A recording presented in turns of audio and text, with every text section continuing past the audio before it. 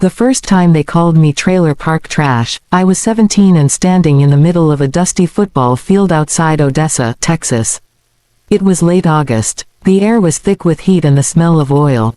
I had just fumbled a pass during practice. My cleats were worn thin, my jersey was secondhand, and I could feel every pair of eyes on me. "Guess that's what happens when you grow up in a tin can," Travis Bennett said loud enough for everyone to hear. His father owned half the county, oil wells, cattle, the bank. The Bennett ranch stretched farther than I could see from the highway. The team laughed. I laughed too. That was the first thing I learned about survival in West Texas.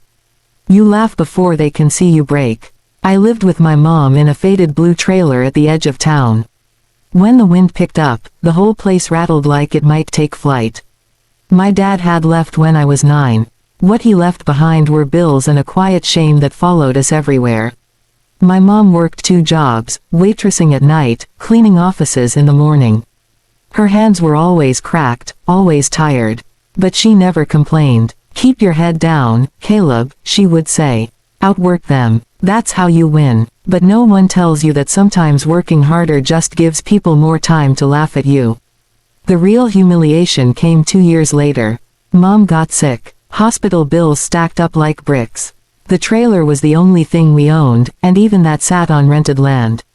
We needed a loan to keep the medical debt collectors from taking everything.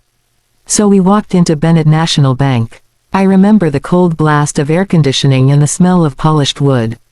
Travis was there, sitting behind a desk in a suit that probably cost more than our trailer. He had graduated from UT Austin. Finance degree. Fast track to the family empire. He looked at me like I was something he'd scraped off his boot. "You're asking for a loan," he said, barely hiding his smirk. "With what collateral?" "Our land lease is paid through the year," Mom said softly. "I've never missed a payment." Travis flipped through the papers without really reading them. "The risk assessment doesn't look good," he said. "Medical debt. No stable assets. I'm sorry, Ms. Hayes. We can't approve this." He slid the paperwork back across the desk like he was returning a defective product. As we stood up to leave, he leaned back in his chair and added, "You know, Caleb, not everyone's meant to climb out of where they start." The bank manager chuckled under his breath. That night, the electricity in our trailer was shut off. 2 months later, the landowner sold the lot to cover unpaid rent. The trailer was repossessed. I watched strangers haul away the only home I'd ever known. Mom died the following winter. I stood at her funeral with borrowed shoes and a suit that didn't quite fit. Travis and his father didn't come, but they sent flowers. The card said, "Our condolences." I burned it. For a long time, I believed them.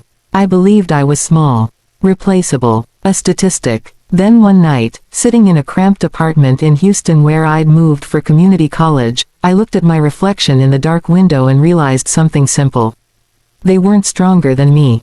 They just owned the system. So I decided to learn it. I worked days at a shipping warehouse and studied finance at night. I didn't party. I didn't date. I didn't go home for holidays. Every dollar I earned went into tuition or savings.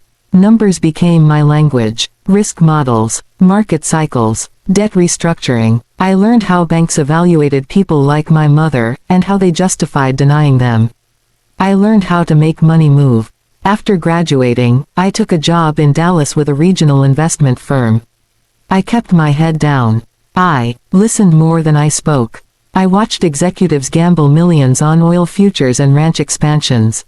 And when the oil market dipped, I noticed something no one else seemed to. Bennett Ranch had leveraged itself heavily, loans stacked on loans, secured by land and projected oil yields that no longer matched reality. I didn't smile. I just waited. Years passed. I built a reputation quietly. Strategic, patient, ruthless in negotiation, but never reckless. Investors trusted me because I didn't chase headlines. I chased leverage. And one day, an opportunity came across my desk. Bennett National Bank was struggling. Declining oil revenue, mounting defaults, overexposed rural lending. They were looking for a buyer, quietly, desperately. My firm wasn't interested, but I was. I had spent a decade preparing for a moment like this. Not for revenge born of rage. For revenge built on contracts, signatures, and patience. I formed a private equity group with 2 silent partners. We structured the deal through layers of LLCs and holding companies. Nothing traced back to a kid from a trailer park in Odessa. The acquisition moved forward under the radar. The night before the final agreement, I drove back to Odessa for the first time in years. The land where our trailer once stood was empty. Just dirt and dry grass. I stood there in a tailored suit, the Texas wind tugging at my jacket, and closed my eyes. "You weren't meant to climb out," Travis had said. I opened my eyes and looked toward the lights of town. Tomorrow, I wouldn't just climb out. I would own the ladder. The acquisition closes quietly, and I step into Bennett National Bank as the new majority owner, watching confusion ripple across the executive board when they learn my name. I sit across from Travis in the same office where he once denied my mother, and this time he's the one asking about risk assessments.